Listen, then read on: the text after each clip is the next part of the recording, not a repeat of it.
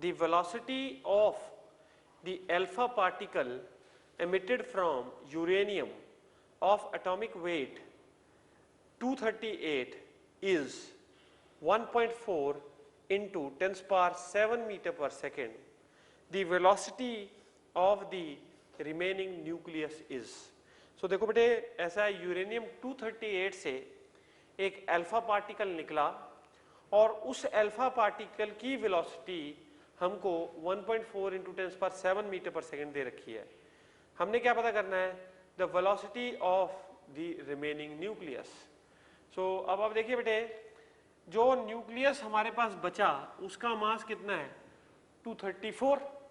सो 234 उसकी वेलोसिटी हमको पता नहीं, लेकिन एक बात हम वैसे ही बता सकते हैं कि दोनों मोमेंटम ऑपोजिट डायरेक्शन में होंगे. जो मोमेंटम होगा यूरेनियम न्यूक्लियस का, बचे हुए यूरेनियम न्यूक्लियस का, that will be in the opposite direction to that of alpha particle, because net momentum should be 0. So आप देखिए बेटे 234 into V is equal to, now alpha particle का mass कितना होता है? 4 यूनिट्स. 4 इंटू 1.4 इंटू 10 की power 7. So therefore velocity of the remaining nucleus is given by V is equal to 4 into 1.4 into 10 to the power 7 upon 234. These many meter per second, but in the opposite direction, opposite to the direction of motion, opposite to the direction of motion of the alpha particle. So answer is D for Delhi. Answer is D for Delhi. Next, 276th question.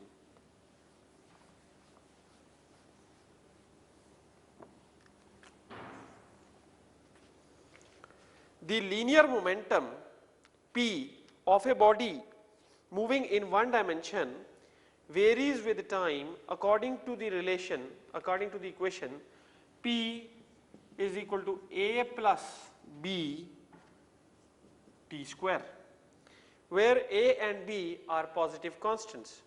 The net force acting on the body is.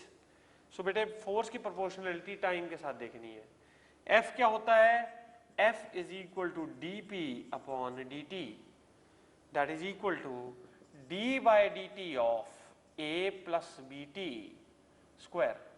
So बेटे ये तो constants है ना A और B, तो d by dt of A is 0 plus B times d by dt of t square, that is 2t. So ये हो गया बेटे 2bt. तो इसका मतलब फोर्स किसके प्रोपोर्शनल आ गई? फोर्स की प्रोपोर्शनलिटी आ गई टाइम के साथ में. So answer is proportional to t. Answer is C part. Answer becomes C part. Next बेटे 277th question.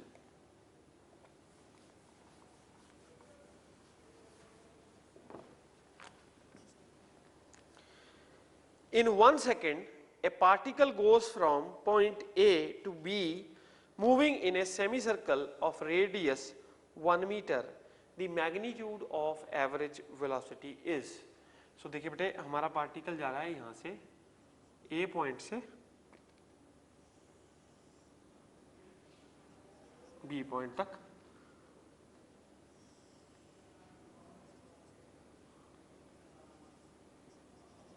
So the radius is 1 meter and the particle takes a time 1 second. So बेटा आपको पता है average velocity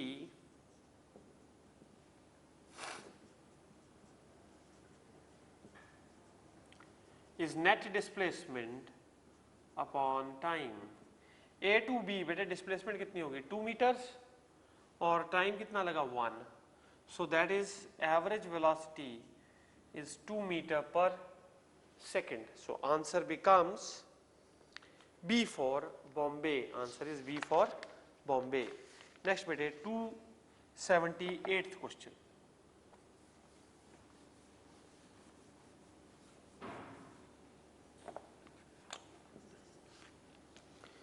The property of a body due to which it resists any change in its state of rest or of uniform translatory motion is called.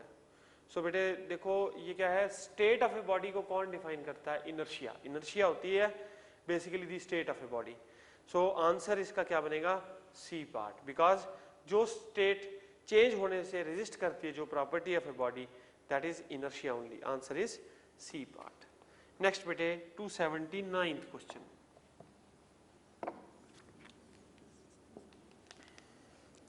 If in a hydrogen atom at rest, the momentum of the electron at any given time be p vector, the momentum of the proton at that time is. So एक hydrogen atom है बेटे, उसमें हमें electron का momentum दे रखा है और we want to find out the momentum of proton. देखो hydrogen atom is in a state of rest.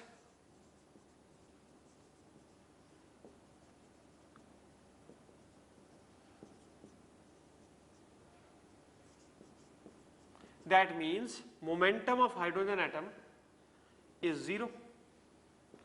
So इसका मतलब क्या होना चाहिए? अब प्रोटॉन और इलेक्ट्रॉन दोनों हाइड्रोजन के अंदर ही कंटेन्ड है. सो momentum of hydrogen, initial momentum, is equal to momentum of electron plus momentum of proton. That means that the electron momentum plus momentum of proton is 0. Is 0. That means the momentum of electron is equal to negative of momentum of proton. अब बेटे देखो आपसे किसका पूछा उसने? Proton का पूछा है और इलेक्ट्रॉन का आपको पी दे रखा है. तो momentum of proton is equal to negative of momentum of electron minus P vector. So answer क्या बनता है बेटे? Answer is D for Delhi. Next 280 question.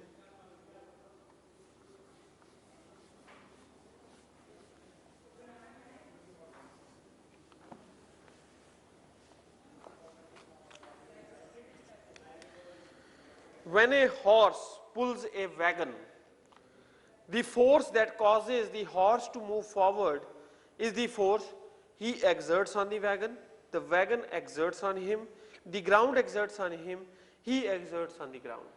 देखो बेटे हॉर्स जब एक वैगन को पुल कर रहा है तो वो चल क्यों पाता है? He is able to move forward because he exerts some force on the ground and then the ground gives him a reaction. So the ground he is able to move because of the force the ground exerts on him. Answer is C part. Answer is C part. Next beta 281st question.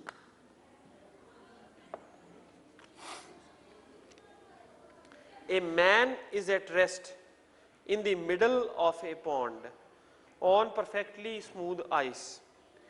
He can get himself to the shore by making use of Newton's first law, second law, third law, D part law of gravitation. देखिए बेटे एक आदमी जो है वो एक pond के बीचों बीच है और वो आइस के ऊपर खड़ा हुआ है. तो वो किनारे पे पहुंचना चाहता है. तो किनारे पे पहुंचने के लिए दो तरीके हैं उसके पास. या तो वो मुंह से हवा निकाले, जिस तरफ को वो जाना चाहता है उसके ऑपोजिट डायरेक्शन में मुंह से हवा निकाल दे, या वो उस डायरेक्शन में कोई चीज फेंक दे. तो क्या होगा? उसका एक्शन क्या होगा? That will give a equal and opposite reaction and he will move towards the shore. तो एक्शन इक्वल टू रिएक्शन हुआ. तो ये कौन सा लॉ है बेटे? Third law. तो answer is C part. Answer becomes C part. Next बेटे question number 282. A material body A of mass m1 exerts a force on another material body of mass m2. If the acceleration of B be a2, the magnitude of acceleration of A is. So देखिए बेटे क्या है, एक body A है, उसका मास कितना है m1 और वो क्या कर रही है? exerts a force on material body m2, b body पर फोर्स एक्सर्ट कर रही है m2, b बॉडी की एक्सेलरेशन हमको दे रखी है a2, और हमसे क्या पूछ रहा है, the magnitude of acceleration of a। ये बेटे action is equal to reaction. a body यदि b पर फोर्स लगा रही है तो b will give a equal and opposite reaction to a। So आप देखिए, मान लीजिए a बॉडी की एक्सेलरेशन है a1, तो m1 into a1 is equal to m2 into a2, action is equal to reaction. So यहां से हमारे पास a1 कितना आ जाता है बेटे, m2 into a2 whole upon m1। सो ये आ गई किसकी, acceleration of body a m2 a2 by m1। So answer is B for Bombay. Next बेटे 283 क्वेश्चन।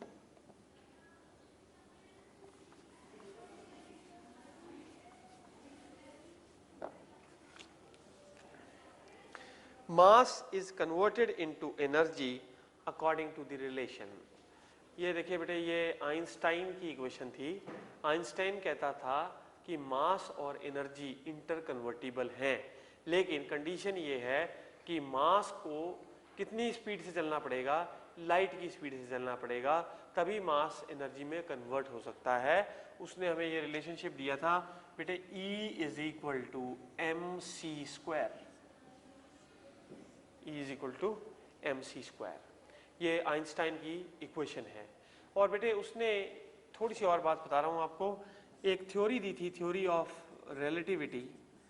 वो ये बात करती है, अगर कोई भी body comparable to speed of light चल सकती है, उसके आसपास स्पीड पे चल सकती है, तो उसका मास इंक्रीज हो जाता है, there it gets a increase in mass. So m is equal to m naught over square root of 1 minus v square by c square. So this is the equation of relativity. So बेटे हमारे जो given choice है, इसमें answer है B for Bombay.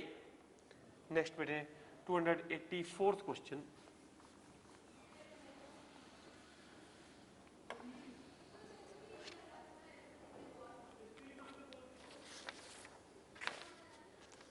The position x of a particle is given by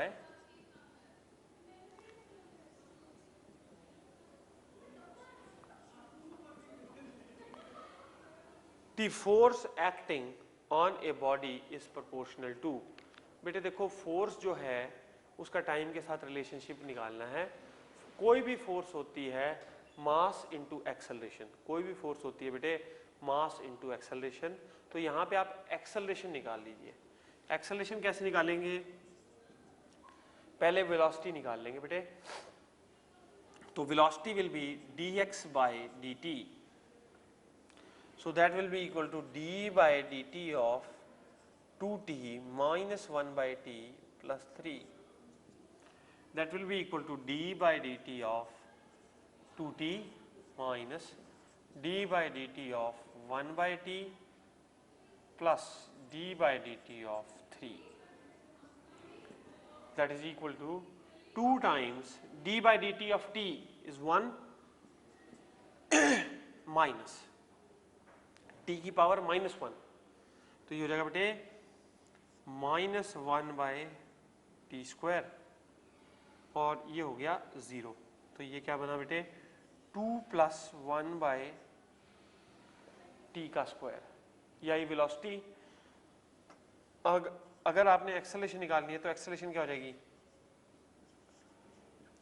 dv by dt, so that is equal to d by dt of 2 + 1 by t का square. So this will be equal to d by dt of 2 is 0, 0 plus d by dt of t square, t square का derivative हो जाएगा t की power -2, so ये हो जाएगा बेटे -2 upon t cube. So acceleration -2/t³। So बेटे यहाँ से फोर्स जो होती है that is equal to mass into, इसका मतलब फोर्स की प्रोपोर्शनैलिटी किससे आ गई, t⁻³ से। तो आंसर क्या हमारे पास है, yes we are having the answer as C part, answer is C part. Next बेटे 285th question.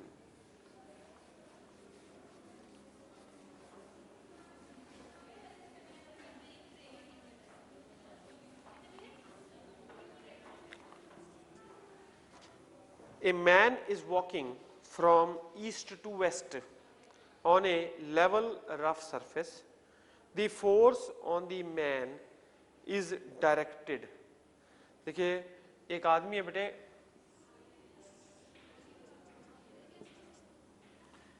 the man is walking from east to west. So man जो आदमी है east to west चल रहा है और rough surface पे चल रहा है. The force on the man is directed from west to east, from east to west, along the north, along the west. ये बेटे देखो ऐसा है, जब आदमी ईस्ट टू वेस्ट चल रहा है तो वो जो फोर्स लगाएगा चलने वक्त, he will be applying the force from west to east on the road, but road उसको क्या करेगी, equal and opposite reaction देगी. So he moves, तो जो फोर्स उस पर इफेक्टिवली लगेगी that will be from east to west. So answer is B choice is correct. So answer is B for Bombay. Next bete 286th question.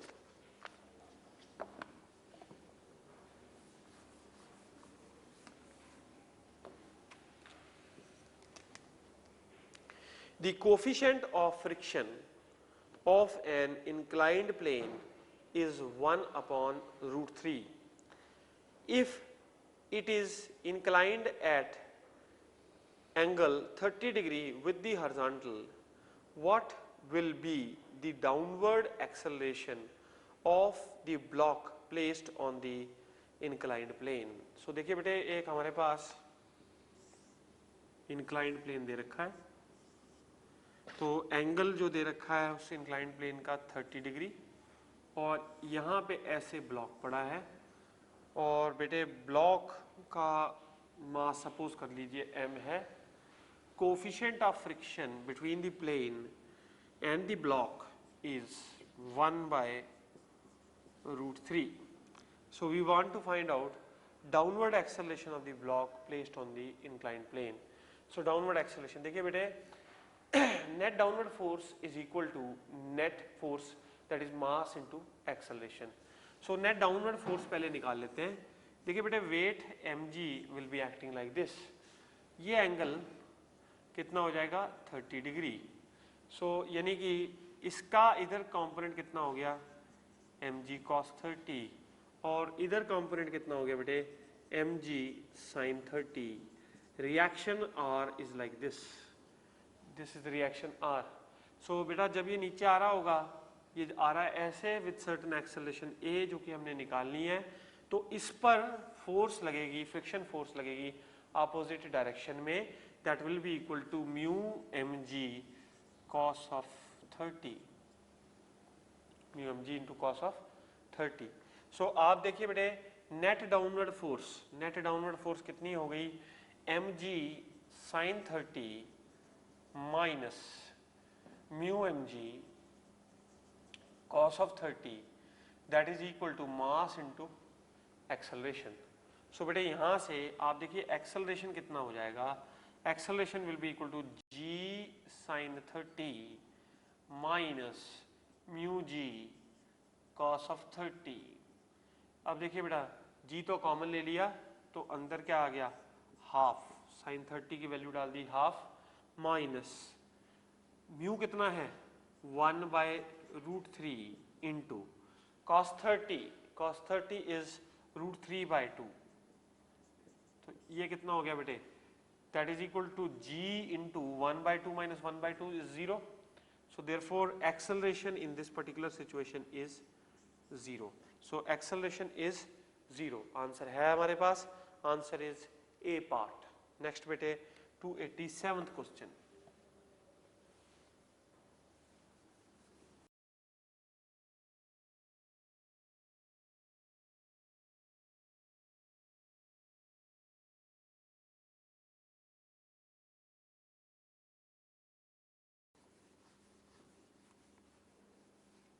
Telugu film थी।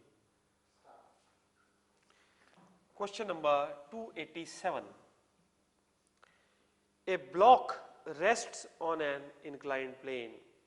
The angle of inclination is slowly increased and the block begins to slide down when the inclined plane makes 30 degree with the horizontal. What is the coefficient of friction between the block and the inclined plane? देखिए बेटे, जो sliding action हुआ है शुरू, वो कितने angle पर हुआ है? That is 30 degree. यानी ये 30 डिग्री क्या हो गया बेटे? Angle of repose is equal to 30 degree. So जो म्यू है, mu is coefficient of friction, mu is equal to tan of angle of repose. So mu is equal to tan of 30, so that is equal to 1 upon root 3. So जो coefficient of friction है that is equal to 1 by root 3. Answer is D for Delhi. Next बेटे 288 question.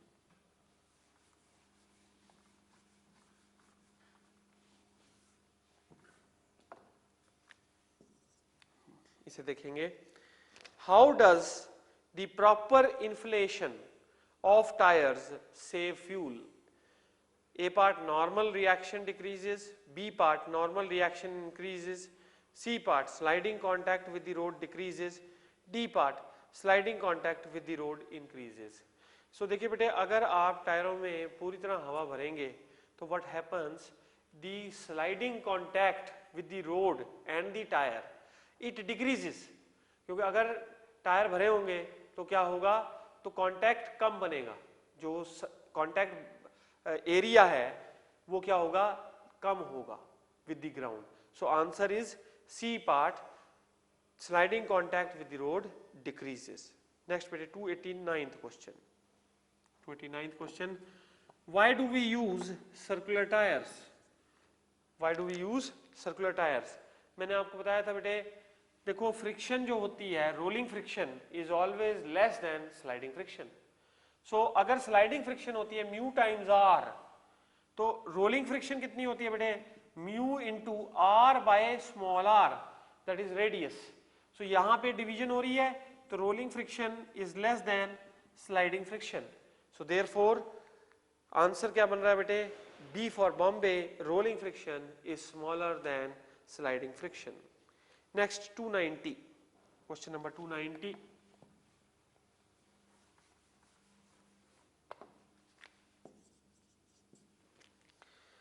Why a horse need to pull harder during the first few steps in pulling the cart? बेटे घोड़े को एक cart खींचने में शुरुआत में बहुत ज़्यादा मेहनत करनी पड़ती है, लेकिन एक बार मोशन स्टार्ट हो गया उसके बाद उसको कम मेहनत करनी पड़ती है. ऐसा क्यों? ऐसा इसलिए, मैंने आपको बताया था static friction is always greater than dynamic friction. So बेटा स्टैटिक फ्रिक्शन क्या होती है, limiting force of static friction is more than dynamic friction.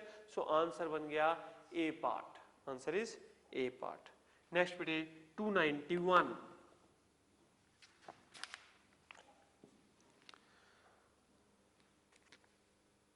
Why we prefer rubber tires to the steel tires? बेटे रबर टायर्स हम क्यों prefer करते हैं और स्टील टायर्स क्यों नहीं प्रेफर करते? इसकी चॉइसेस देखिए. ए पार्ट कहता है rubber is cheaper than steel. B part कहता है it is easy to give the rubber a circular shape. C part कहता है coefficient of friction between rubber on concrete is lower than that between steel on concrete. और D part कहता है iron tyres produce more noise than the rubber tyres. So बेटे देखो, इसमें जो concept है that is of coefficient of friction. Rubber और जो कंक्रीट है उसके बीच में जो कोफिशिएंट ऑफ फ्रिक्शन होता है वो कम होता है than steel. So answer is C part. Answer becomes C part. Next बेटे 292, question number 292.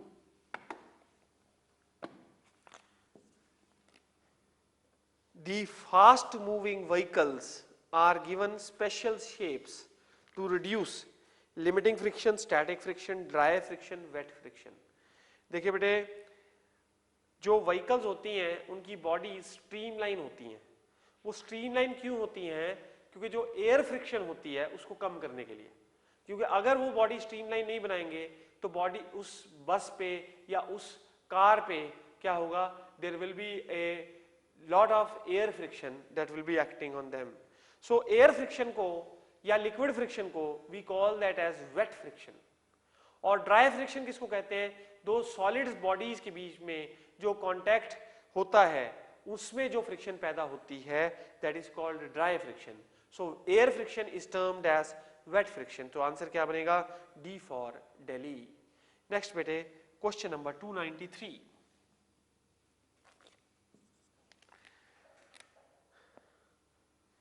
A body is sliding down an inclined plane having an angle of friction theta. If the coefficient of friction is mu, then the acceleration of the body down the inclined plane is. So देखिए बेटे, angle of inclination is theta. Weight ऐसे act करेगा. Body is sliding down the plane. Let us say the acceleration is a. We want to calculate this acceleration. इस mg के दो components हो जाएंगे. This angle is theta. इधर कितना हो गया? mg cos theta और इधर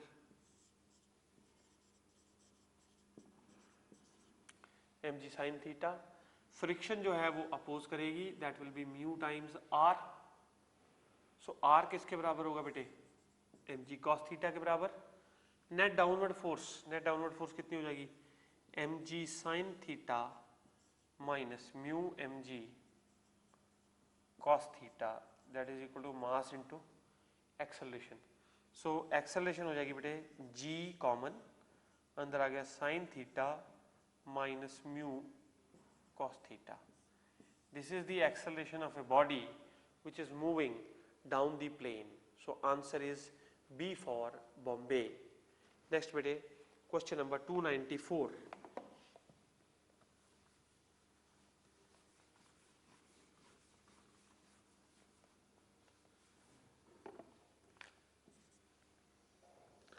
Brakes of very small contact area are not used although friction is independent of area because friction resists motion, causes wear and tear.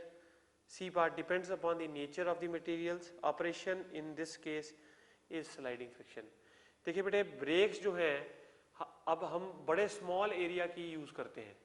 We use very small area brakes, small contact area brakes. Do we use small area contact brakes? No, we are not using them. तो हम जो breaks use करते हैं उनका area ज्यादा use करते हैं. हालांकि friction is independent of area because we have discussed this that friction only depends upon the force of friction only depends upon normal reaction and it depends upon the nature of surfaces in contact.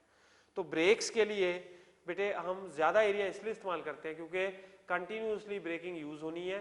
और क्या होगा, जब breaks use होती हैं continuously तो they tend to wear and tear also.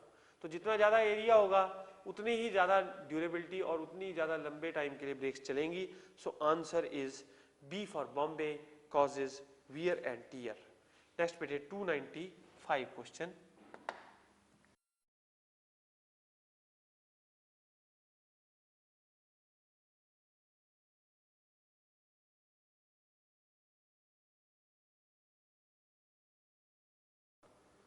Question number 295. Decrease of which one of the following quantities enable us to transport even a heavy barrel by rolling across the road? A part weight, B part normal reaction, C part limiting friction, D part coefficient of friction. देखिए बेटे, अगर हमने एक heavy barrel है और उसको role करके सड़क पर लेके जाना है तो उसको इजीली रोल करना में क्या चीज कम की जाए? Weight, normal reaction, limiting friction या कोफिशिएंट ऑफ. बेटे अगर कोफिशिएंट ऑफ फ्रिक्शन कम कर दोगे तो फ्रिक्शन बहुत कम हो जाएगी, and then in that case the rolling of such a heavy barrel will be easier. So next answer क्या बनता है बेटे? D for Delhi, coefficient of friction. Next 296th question. When an axle rotates, 296th क्या कह रहा है? When an axle rotates in a sleeve, the friction involved in the process is. So बेटे देखो, एक एक्सल आपने, एक्सल क्या होता है? शाफ्ट, और वो एक स्लीव में रोटेट कर रहा है. स्लीव ऐसी होती है, sleeve is somewhat like this. तो बेटे इसके अंदर ये रोटेट कर रहा है, शाफ्ट इज इन मोशन. तो कहता कैसी फ्रिक्शन इन्वॉल्व है? बेटे जो स्लीव में शाफ्ट रोटेट कर रहा है वो कंटिन्यूसली उस शाफ्ट स्लीव के साथ स्लाइड कर रहा है. तो शाफ्ट में जो friction I that will B sliding friction. So answer is A part. Answer is A part, sliding friction. Next bete 297th question. Question number 297. Lubrication reduces friction because. बेटे lubrication करने से friction जो है वो कम हो जाती है. Because A part बोल रहा है lubricant molecules act as ball bearings. This is wrong. They cannot act as ball bearings because they are not solid. B part क्या कह रहा है? Laws of limiting friction are not applicable. बेटे laws तो हमेशा ही applicable होते हैं limiting friction के. C part कह रहा है the relative motion is between solid and liquid. ये सही है. इसमें wet friction involve हो गई. तो relative motion किसके बीच में हो रहा है? Solid और liquid के बीच में हो रहा है. So answer क्या बनता है बेटे? C part. Answer is C part. Now next is 298th question.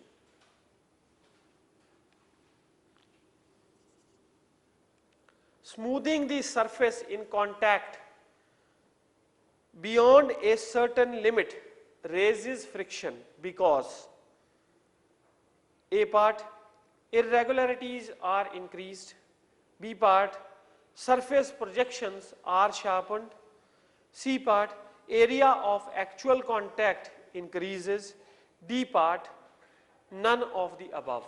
So बेटे देखो, अगर आप एक सरफेस को एक्स्ट्रा स्मूथ कर देते हैं तो भी फ्रिक्शन बढ़ जाती है, और अगर एक सरफेस लेस स्मूथ होता है तो भी फ्रिक्शन ज़्यादा होती है.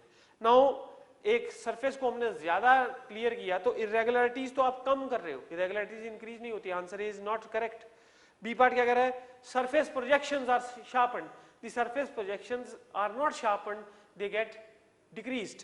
सी पार्ट कह रहा है area of actual contact increases. ये करेक्ट है बेटे, जो एरिया है एक्चुअल कॉन्टैक्ट का वो बढ़ जाता है. So answer C part is correct.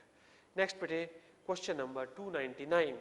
It is easier to pull a lawn roller than to push it because. देखिए क्वेश्चन नंबर 299 कह रहा है एक लॉन रोलर को पुल करना आसान है बजाय उसको पुश करने के. अगर आप लॉन रोलर को पुल कर रहे हो तो आप फोर्स ऐसे लगा रहे हैं. ये फोर्स आप बेटे किसी एंगल थीटा पर लगा रहे होंगे, तो इसके दो कंपोनेंट्स कर दीजिए, F cos थीटा और इधर कितना आ गया F sin थीटा. जो रोलर है उसका wait W acts on the ground like this. तो अगर आप इसको पुश कर रहे हैं तो F ऐसे है, और मान लीजिए अगर हॉरिजॉन्टल के साथ एंगल बन रहा है थीटा, तो ये हो गया बेटे F cos थीटा और इधर कितना हो जाएगा F sin थीटा. इस पर्टिकुलर सिचुएशन में F sin थीटा और बेटा weight they act in the downward direction. So reaction is R. अब इधर इस केस में रिएक्शन बेटे R डैश है. रिएक्शन R डैश इसके बराबर हो जाएगा, that will be equal to W minus F sin theta. और बेटे रिएक्शन R किसके बराबर है? W plus F sin theta. तो रिएक्शन, नेट रिएक्शन किस में ज़्यादा है? जो रिएक्शन है वो सेकंड सिचुएशन में ज़्यादा है और इसमें कम है. तो बेटा जिसमें रिएक्शन कम उसको पुल करना भी रहे आसान. तो किस में रिएक्शन कम? इस वाले केस में. तो pulling is easier than pushing.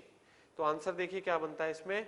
Answer D part decreases the normal reaction. Answer is D for Delhi, that is decreases the normal reaction. Next bete 300th question.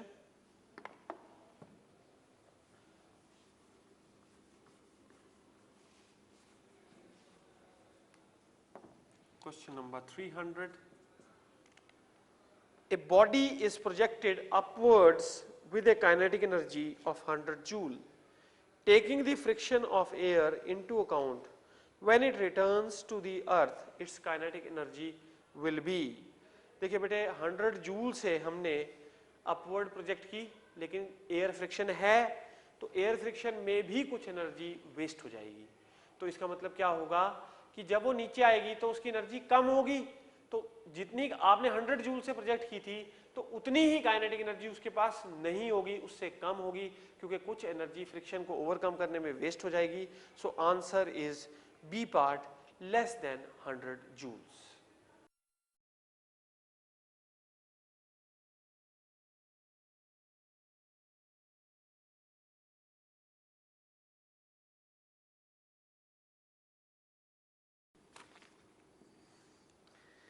A body of mass 2 kg and surface area 10 centimeter square begins to slide down an inclined plane when the angle of inclination is pi by 6. If the surface area of the same body is made 20 centimeter square, keeping the mass unchanged, it will begin to slide down when the angle of inclination is. देखो बेटे, friction is independent of area of contact. तो area बढ़ा दिया यदि आपने body का, तो उस पर फ्रिक्शनल फोर्स चेंज नहीं करी, उसकी लिमिटिंग फोर्स ऑफ फ्रिक्शन वही रही जो पहले थी. इसका मतलब क्या हुआ कि अगर वो पहले पाई बाय 6 के एंगल पे स्लाइड डाउन किया था, एंगल ऑफ रिपोज पहले 30 डिग्री था, तो अब भी एंगल ऑफ रिपोज कितना रहेगा, पाई बाय 6 ही रहेगा. So answer is B for Bombay. Answer is B for Bombay. Next bete 302 question. A body is placed on an inclined plane and has to be pushed down. The angle made by normal reaction with the vertical will be. Now देखिए बेटे, ये एक inclined plane है और यहां पे एक body पड़ी है. अब बेटे body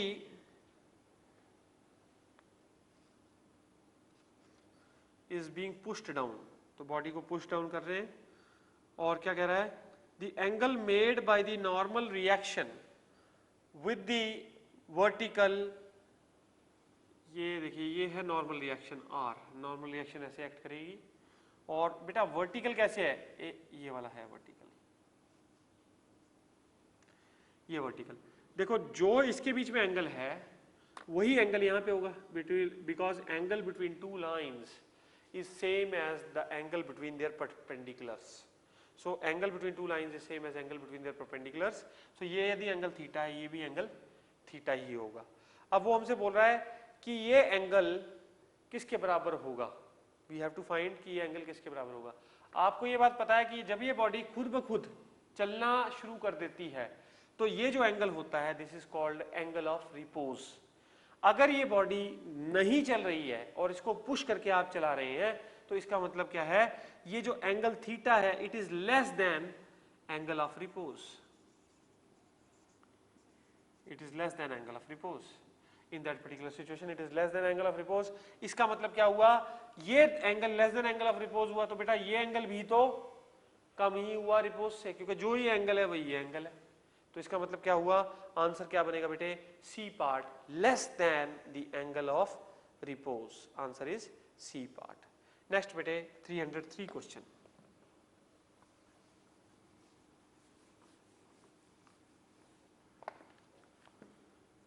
Question number 303.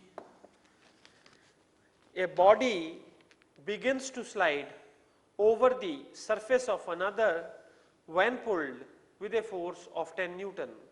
If we pull with a force 5 Newton, the force of friction that will come into play is. So देखिए बेटे, एक बॉडी जो है वो स्लाइड करना शुरू कर देती है, कितनी जब फोर्स लगे, 10 न्यूटन की फोर्स लगे, यानी कि limiting force of friction is 10 Newton. अब वो कहता है कि अगर हम इसको 5 न्यूटन से पुल करते हैं, then the force of friction that will come into play, जो फोर्स ऑफ फ्रिक्शन जो उस समय आएगी वो 5 न्यूटन को ही एडजस्ट कर जाएगी, क्योंकि 10 Newton limiting force of friction है। सो अगर 5 न्यूटन की फोर्स अप्लाई करोगे तो 5 न्यूटन की ही फ्रिक्शनल फोर्स आ जाएगी। सो आंसर क्या हो गया, C part, answer is C part. Next बेटे 304th question.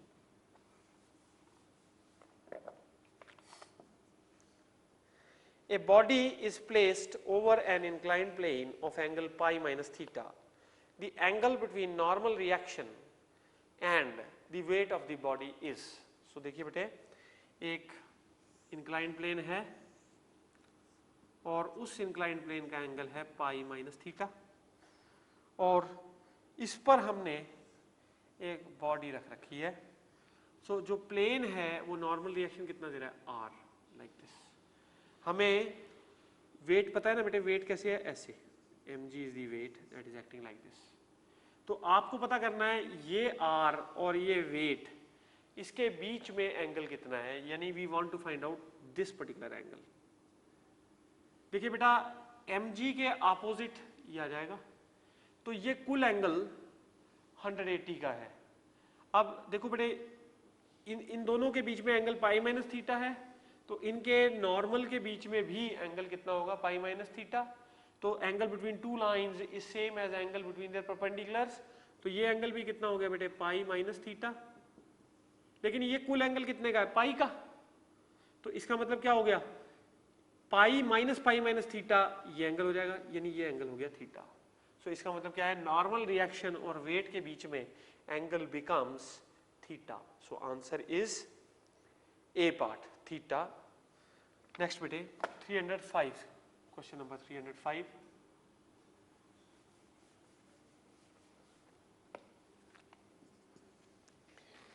Which of the following is a self-adjusting force? आपको पता है static friction is always self-adjusting. So answer 305 का क्या बनेगा, A part. Answer is A part. Next question number 306. The force that prevents the relative motion between the layers of a liquid is called. बेटे layers of liquid के बीच में जो force prevent करती है motion को, that is due to viscosity effect, और इसको हम कहते हैं वेट फ्रिक्शन। तो यहाँ पे आंसर ए दे रखा है स्लाइडिंग फ्रिक्शन, बी दे रखा है कॉन्टैक्ट फ्रिक्शन, सी दे रखा है स्टैटिक फ्रिक्शन, डी दे रखा है none.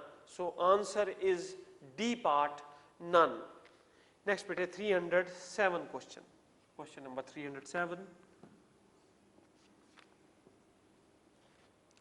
The angle between frictional force and instantaneous velocity of the body moving over a rough surface is. देखिए बेटे, एक बॉडी रफ सरफेस के ऊपर चल रही है और उसकी वेलोसिटी आप जानते हैं ऐसे डायरेक्टेड होगी, यदि वो ऐसे जा रही है तो उसकी वेलोसिटी ऐसे डायरेक्टेड है। फ्रिक्शन फोर्स कैसे एक्ट करेगी बेटे, अपोजिट, क्योंकि tangential two point of contact. तो इन दोनों के बीच में एंगल कितना हो गया बेटे, ये, दिस इज 180 डिग्री और this is equal to pi radians. So answer हमारे को रेडियन सिस्टम में दे रखा है, answer is pi radian, answer is C part. Next बेटे question number 308।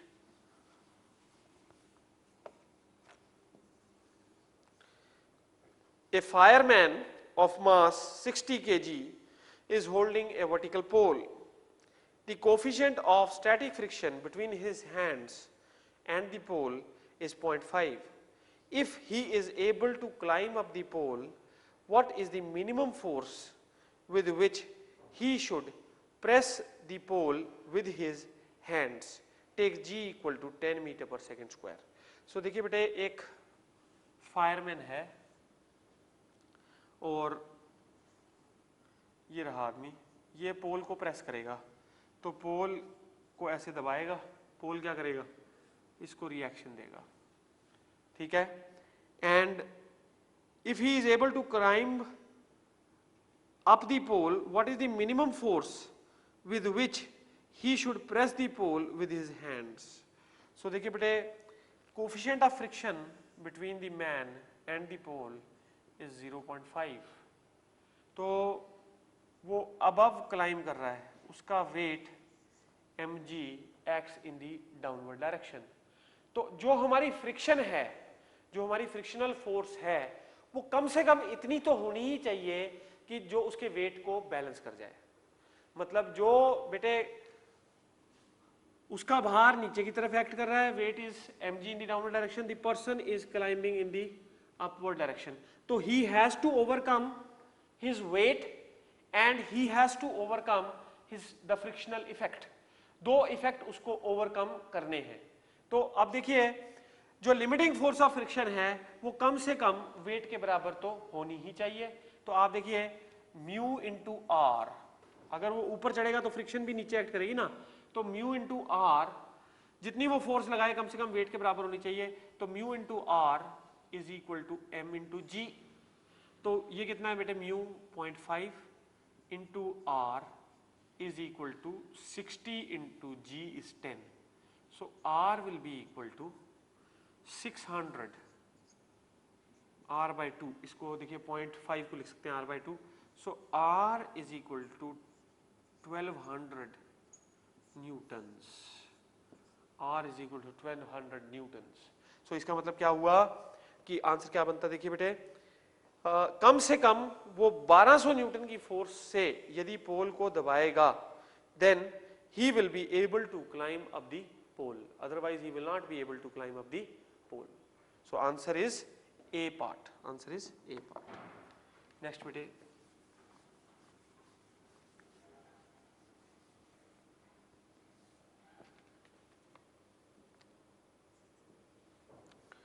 a fireman of mass 60 kg slides down a pole. He is pressing the pole with a force 600 Newton. The coefficient of friction between the hands and the pole is 0.5. With what acceleration will the fireman slide down? Take g is equal to 10 meter per second square. देखिए बेटा ये भी fireman वाला question है, लेकिन इसमें जो आदमी है वो नीचे उतर रहा है।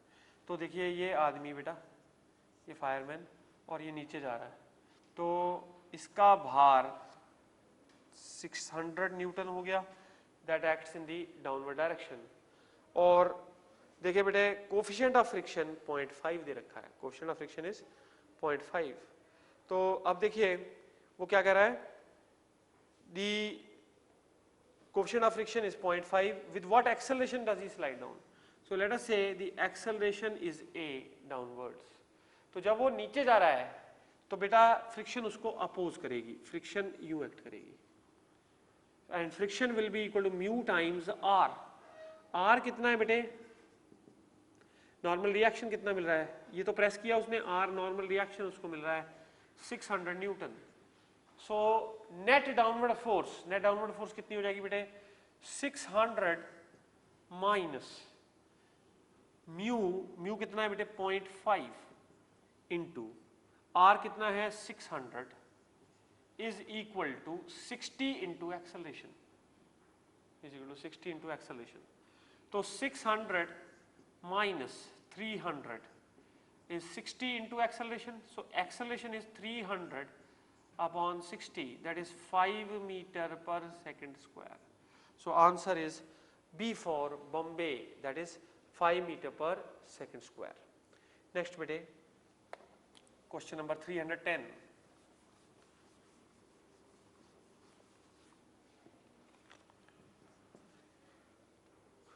Two blocks of mass m1 and m2 are connected with a string which passes over a smooth pulley. The mass m1 is placed on a rough inclined plane as shown in figure. The coefficient of friction between the block and the inclined plane is mu. What should be the maximum mass m2 so that m1 slides downward? So देखिए बेटे हमारे को इस तरह की figure दे रखी है ये,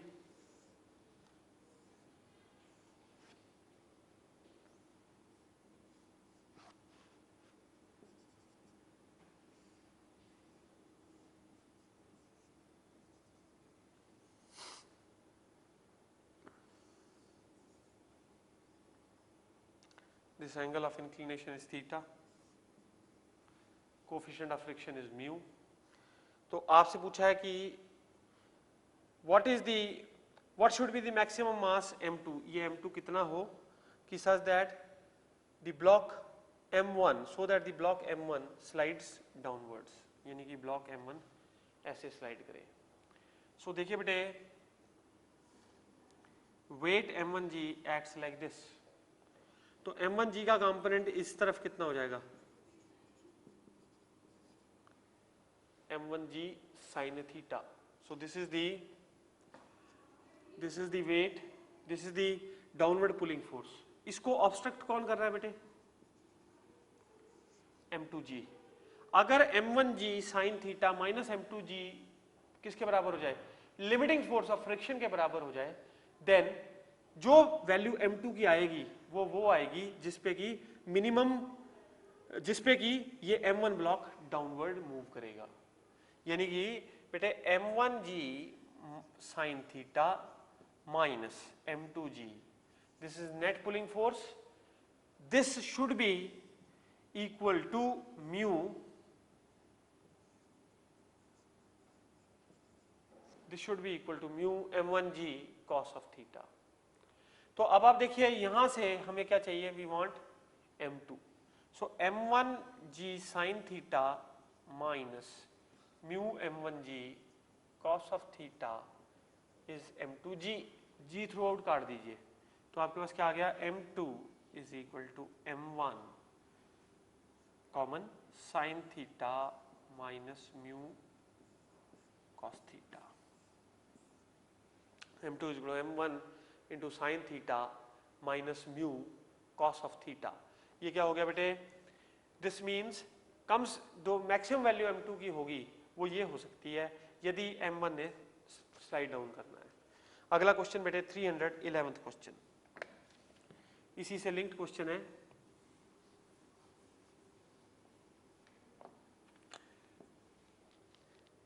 In the above question, what should be the minimum mass m2 so that the block m1 slides upward?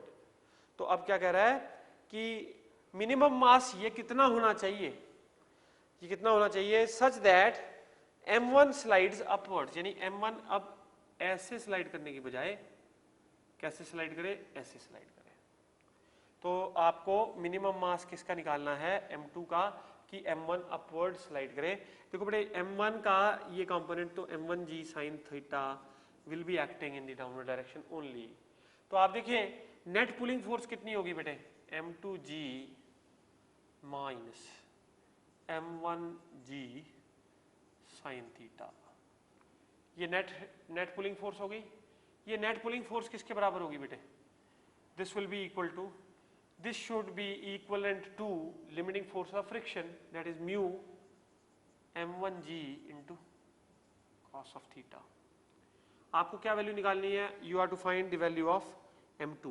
so बेटा देखो m2 g कैंसिल कर लो through out, m2 is equal to mu into g, mu into m1 cos of theta plus m1 sin theta. That means m1 common, तो अंदर आ गया बेटे sin theta plus mu into cos of theta. So this is the minimum value of m2 so that m1 slides upwards. So answer देखिए, answer is A part. Answer is A part. Next बेटे 312th question. Question number 312.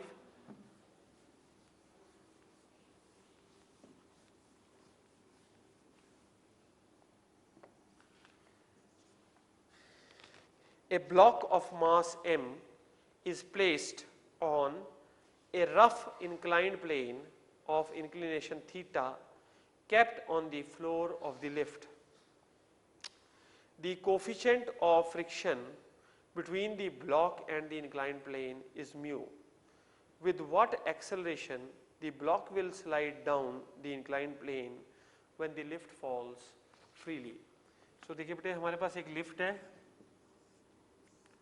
और उसमें एक inclined plane है और उस पे एक ब्लॉक है. और जो ब्लॉक है वो इंक्लिनेशन एंगल थीटा पे पड़ा है। अब क्या हो रहा है कि ये जो लिफ्ट है it is falling downwards with an acceleration equal to acceleration due to gravity G. So बेटे हमें पता क्या करना है, हमें ये पता करना है कि ये किस एक्सेलरेशन से डाउन दी प्लेन आएगा। आपको ये पता है कि अगर कोई फ्रीली फॉलिंग प्लेन हो, कोई फ्रीली फॉलिंग प्लेन हो तो उसमें कोई फ्रीली फॉलिंग बॉडी हो या कोई ऐसा एक्सेलरेटेड फ्रेम ऑफ रेफरेंस हो जिसकी एक्सेलरेशन g के बराबर हो, उसको फ्री फॉल में कहते हैं।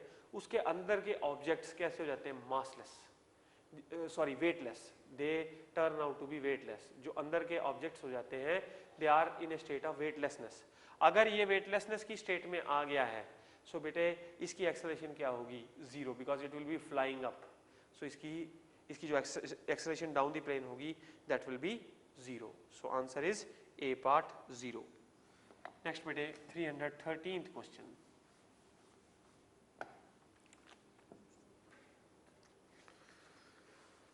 A block of mass m is placed on smooth inclined plane of inclination theta.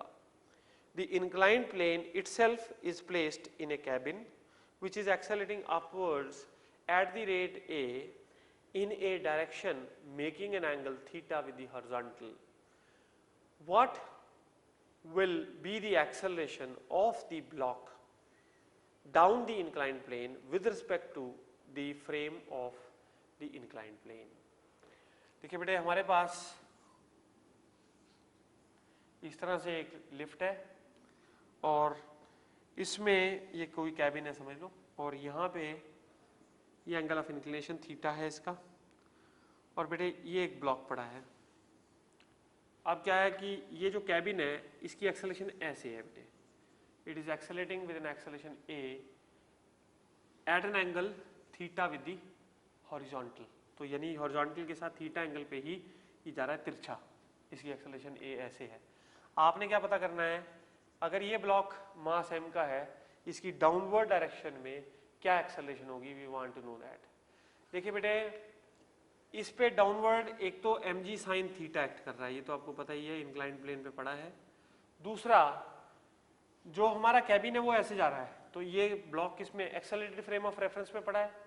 यदि ये एक्सेलरेटेड फ्रेम ऑफ रेफरेंस पे पड़ा है तो इस पे क्या लगेगी, सूडो फोर्स। और वो सूडो फोर्स कैसे लगेगी बेटे, like this. So pseudo force will be ma। सो देखिए net force is ma plus mg sin theta, that is equal to mass into net acceleration a. You can cancel out a, तो net acceleration you can cancel out m, तो net acceleration will be equal to g sin theta plus a. So answer turns out to be B for Bombay. Answer is B for Bombay. Next bete question number 314.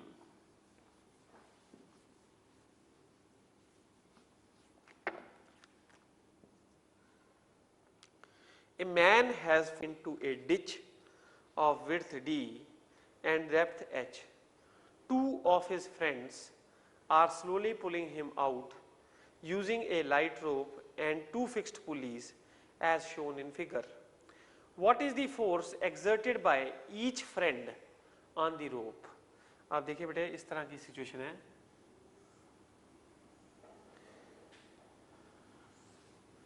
Well का जो width है वो d है और यहाँ पे ऐसे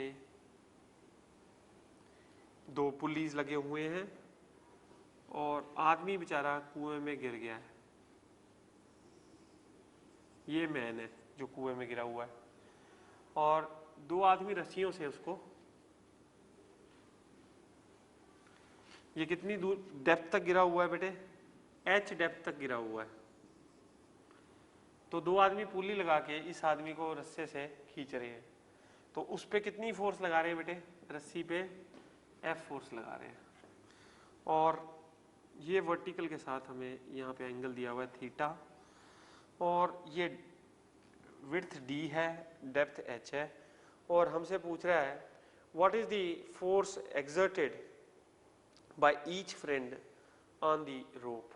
एक आदमी कितनी फोर्स रोप पे लगाएगा। आदमी का भार दे रखा है, आदमी का मास दे रखा है, तो आदमी का वेट जो है, जो गिरा हुआ आदमी है उसका वेट कितना है mg। तो आप देखिए बेटे,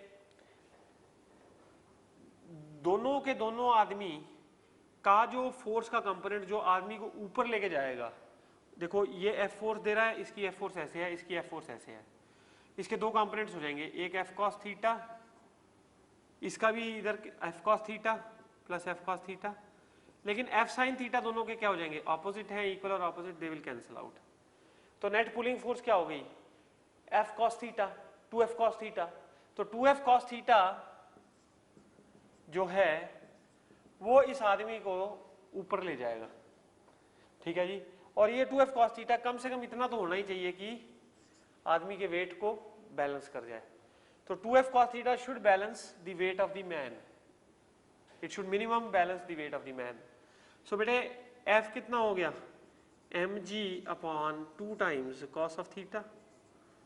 सो देखिए mg upon 2 into cos theta क्या हो जाएगा बेटे, देखो ये हमने जोड़ दिया इधर, तो आप ये देखिए ये d/2 हो गया, ये h है बेटे, ये हाइपोटेन्यूज हो गया, ये राइट एंगल ट्रायंगल बन गया ना, तो ये हाइपोटेन्यूज हो गया, ये कितना हो जाएगा root of h² plus d²/4। तो cos थीटा को आप क्या लिख सकते हो, base upon hypotenuse, base upon hypotenuse. Hypotenuse कितना हो जाएगा बेटे, root of h² plus d²/4। तो ये हो जाएगा बेटे 4 LCM, तो ये हो गया, इसको आप 4 का जो रूट आएगा वो 2 आ जाएगा, तो mg upon 4h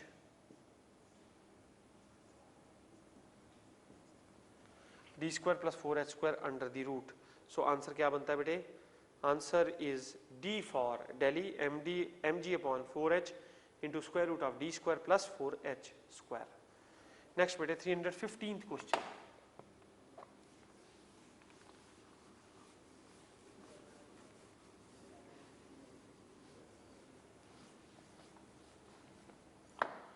Question number 315th. In figure, pulley is massless and frictionless. There is no friction between the body and the floor. The acceleration produced in the body when force P is applied to the pulley will be। अब आप देखिए बेटे, इस तरह का हमारे पास system है,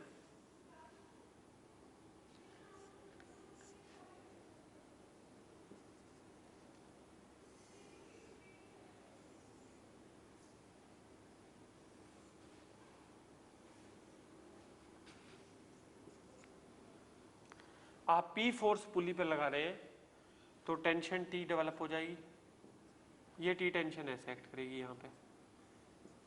तो अब बेटे हमें क्या प्रूव करना है, हमें पता करना है कि एक्सेलरेशन कितनी प्रोड्यूस होगी मास m में। तो पुली तो है मासलेस, पुली जो है वो मासलेस है, तो यदि पुली मासलेस है तो बेटे देखो P is equal to 2T, that means T is equal to P/2, यानी कि हाफ फोर्स मास पे लगेगी। अगर P फोर्स पुली पे लगाई तो इस पे कितनी लगेगी, P/2। तो बेटा P/2 force is equal to mass of the block into acceleration. So acceleration कितनी हो जाएगी बेटे, P/2m। So acceleration is equal to P/2m। तो आंसर देखिए है हमारे पास, yes we are having the answer, answer is B for Bombay. Next बेटे 316th क्वेश्चन।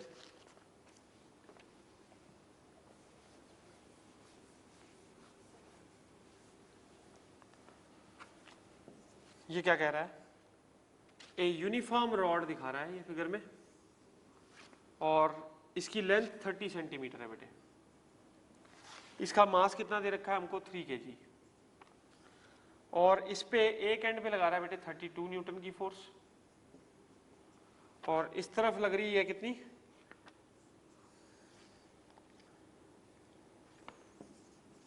20 न्यूटन। यहां पे ये लेंथ है बेटे 10 सेंटीमीटर, ये लेंथ है 20 सेंटीमीटर। यहाँ पे हमें टेंशन निकालनी है, मान लो टेंशन फोर्स T थी। सो ये देखिए Figure shows a uniform rod of length 30 centimeter having a mass 3 kg. These strings shown in the figure are pulled by constant forces of 20 Newton and 32 Newton. Find the force exerted by the 20 centimeter part of the rod on the 10 centimeter part. All the surfaces are smooth and strings and pulley are light. तो अब देखिए बेटे, अब इसमें हमने ये force निकाली है ना, तो ऐसा है कि मास पर यूनिट लेंथ कितना हो गया 3/30, तो 20 सेंटीमीटर का भार आप निकाल सकते हो। कैसे देखो, 32 minus T is equal to 20 centimetre का भार निकाल लो, कितना हो जाएगा 3/30 इंटू 20 इंटू एक्सेलरेशन। नेक्स्ट, अब इस वाले पे आ जाओ, इस वाले पोर्शन पे। तो इस वाले पोर्शन की बात करें तो इसको t ऐसे एक्ट करेगा इस पे और 20 ऐसे है, तो t minus 20 is equal to 3/30 into 10 centimetre into acceleration. तो हमें से उसने पूछा क्या है बेटे, we are to find the tension here. तो आप देखिए दोनों इक्वेशनों को ऐड कर दो, दोनों इक्वेशनों को यदि ऐड कर देते हो तो 32 माइनस 20 12 आ गया और t कैंसिल हो गया, तो this will be equal to 3/30 20 plus 10 30 into acceleration. So acceleration कितनी आ गई बेटे 4 मीटर पर सेकेंड स्क्वायर। अब एक्सेलरेशन आपके पास 4 मीटर पर सेकेंड स्क्वायर आ गई। नाउ किसी एक इक्वेशन में टेंशन पुट करके टेंशन निकाल लो। सो देखो इस पहली इक्वेशन में मैं पुट कर देता हूँ तो टेंशन निकाल सकता हूँ। कैसे, 32 minus tension is equal to 3/3 तो 1 हो गया, 3/3 1, तो ये आ गया 2, ये कैंसिल बेटे, 3/3 1 2 into acceleration is 4 into acceleration is 4। So T कितना हो गया बेटे 32 माइनस 8 that is equal to 24 newton. So 24 newton is the correct answer. So answer is D for Delhi, answer is D for Delhi. Next बेटे, question number 317.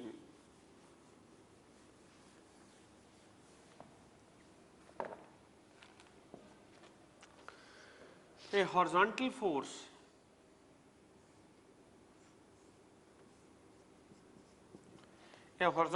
of 10 Newton is necessary to just hold a block stationary against a wall.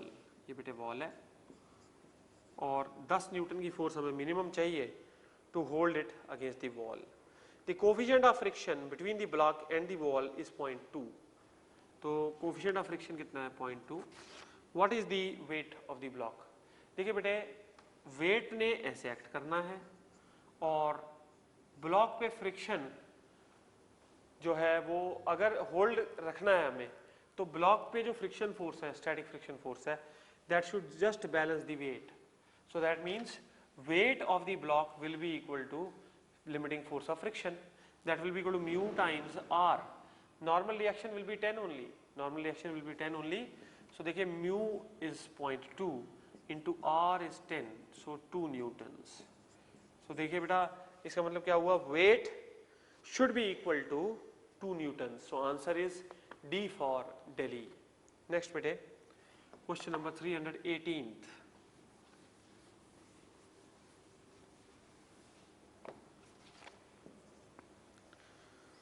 A wooden block of mass m is resting on a rough horizontal surface is pulled with a force F at an angle with the horizontal.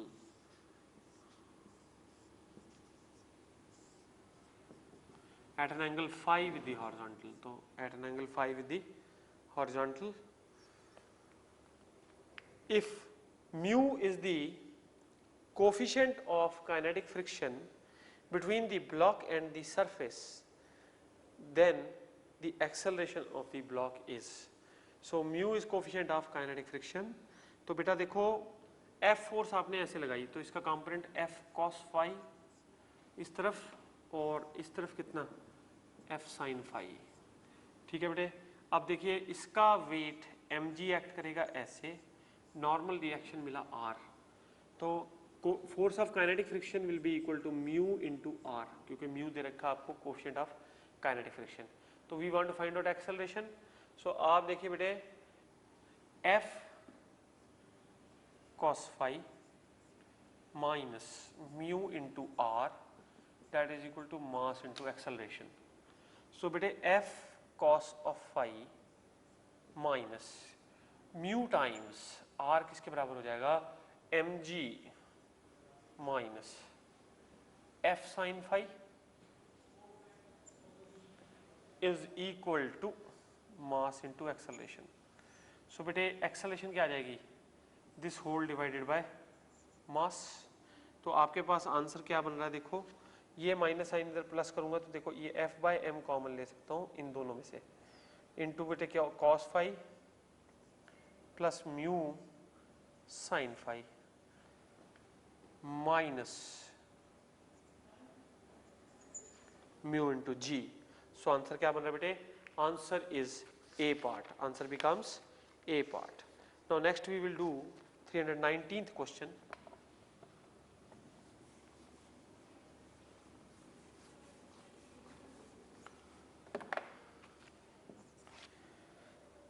A mass m is placed on a horizontal surface. Given that the angle of friction is theta, the minimum horizontal force required just to slide the mass is. तो minimum horizontal force निकालनी है बेटे. देखो block मास m, wait mg करे ऐसे act, reaction r करे ऐसे, ठीक है. अब बेटे देखो एंगल ऑफ फ्रिक्शन क्या होता है, लिमिटिंग फोर्स ऑफ फ्रिक्शन और जो नॉर्मल रिएक्शन के बीच में एंगल आता है, मतलब लिमिटिंग फोर्स ऑफ फ्रिक्शन और नॉर्मल रिएक्शन का जो रिजल्टेंट आता है उसके और रिएक्शन के बीच में जो एंगल होता है that is called angle of friction theta. तो आप देखिए ये FL मैं इधर भी लेके आ सकता हूँ, तो tan theta is equal to FL by R. FL क्या है, it is the minimum amount of force that we require to move it in the horizontal direction. तो बेटा FL is equal to R times tan theta. So this is equal to R is equal to mg, तो mg tan theta, यानी कि minimum horizontal force जो हमको चाहिए that is equal to mg into cos of mg into tan of theta. तो answer क्या हुआ बेटे, C part, answer becomes C part. Now next बेटे 320th question.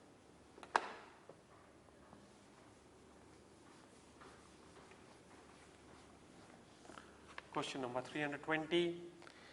A block moves down a smooth inclined plane of inclination theta. Its velocity on reaching the bottom is v. यहाँ पे जब ये पहुँच जाता है बॉटम में तो इसकी velocity v हो जाती है. If it slides down a rough inclined plane of same inclination, its velocity on reaching the bottom is v by n, where n is a number greater than 0. The coefficient of friction mu is given by. अब देखिए बेटे ये L length का plane है और जब ये smooth plane है तो इसने इसकी acceleration down the plane is g sin theta. तो v स्क्वायर माइनस 0 का square is equal to 2g L into sin of theta. So इसका मतलब velocity down the plane is root of 2g L sin theta. This becomes first equation. अब देखिए बेटा दूसरी equation कैसे बनाओगे, जब ये नीचे आ रहा है तो इस पे एक नेगेटिव एक्सेलरेशन एक्ट करेगी अगर ये रफ प्लेन है, तो उसमें v डैश स्क्वायर माइनस 0 का square is equal to 2 times L into g sine theta minus mu g into cos of theta. तो ये देखो ये v डैश जो दे रखा है बेटे ये v square by n square है, तो v square by n square क्योंकि v बाय n दे रखी है velocity, so this will be equal to 2 times L g into sine theta minus mu into cos of theta. अब बेटे हमने यहाँ से क्या निकालना है, we want to find out mu, तो हमने यहाँ से म्यू निकालना है. अब देखिए बेटे ये v की वैल्यू यहाँ पुट कर दूंगा मैं, ये क्या जाएगी 2g L sin theta by n square, that is equal to 2gl into sin theta minus mu times cos of theta. So 2gl and 2gl they get cancelled out. So बेटा देखो sin theta by n square is equal to sin theta minus mu into cos of theta. यहाँ से बेटे हमने mu निकालना है, तो mu times cos of theta is equal to sine theta into 1 minus 1 by N square. So इसका मतलब क्या हुआ बेटे, mu is equal to tan of theta into 1 minus 1 by N square. So ये म्यू की वैल्यू आ गई. Answer कौन सा है, टली कर रहा है, A part. Answer is A part. करने को